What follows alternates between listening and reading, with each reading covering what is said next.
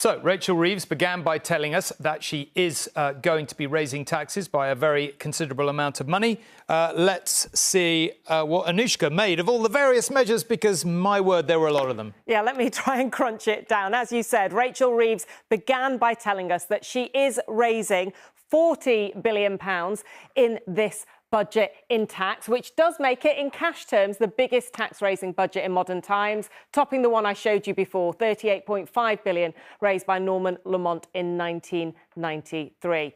Reeves is raising a huge £25 billion by raising national insurance contributions by employers, first by raising the rate by 1.2% to 15%, but also lowering the threshold at which it starts being paid from £9,100 to £5,000. She admitted that that could not only affect employers but others as well. Now, to protect small businesses, she also announced employment allowance will rise from £5,000 to £10,500.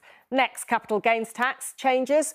Pretty modest, really, raising £2.5 billion. The lower rate will rise from 10% to 18%, while the higher rate will rise from 20% to 24%.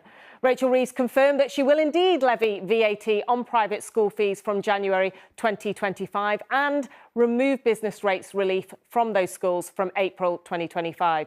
Elsewhere, she found money for changes, including to end a now long-running freeze on income tax personal allowance thresholds in 2028. They will then uprate in line with inflation. I mean, in many ways, this felt like a rabbit in the hat because they've been frozen for some time, and incorrect leaks had suggested that would continue. I wonder where that helpful expectation management came from.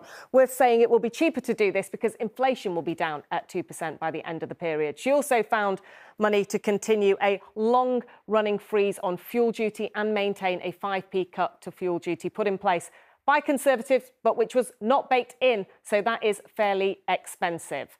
On alcohol duty, it will rise in line with RPI inflation for non-draft products, but she argued that 2/3 of alcohol sold in pubs is draft, so she cut draft duty by 1.7%, equivalent to a penny off a pint in the pub. Doesn't sound like that much. So how are they going to spend that money? She confirmed that there would be money in transport. HS2 will go all the way to Euston. She's going to put £500 million into filling potholes. I should say, inside Downing Street, they think of potholes as really key to people seeing change around them. £6.7 billion of capital investment in the Department for Education, a 19% real terms increase, including rebuilding the schools that we mentioned earlier, and the centrepiece, health spending, £22.6 billion in day-to-day spending and £3.1 billion in the capital budget over this year and next.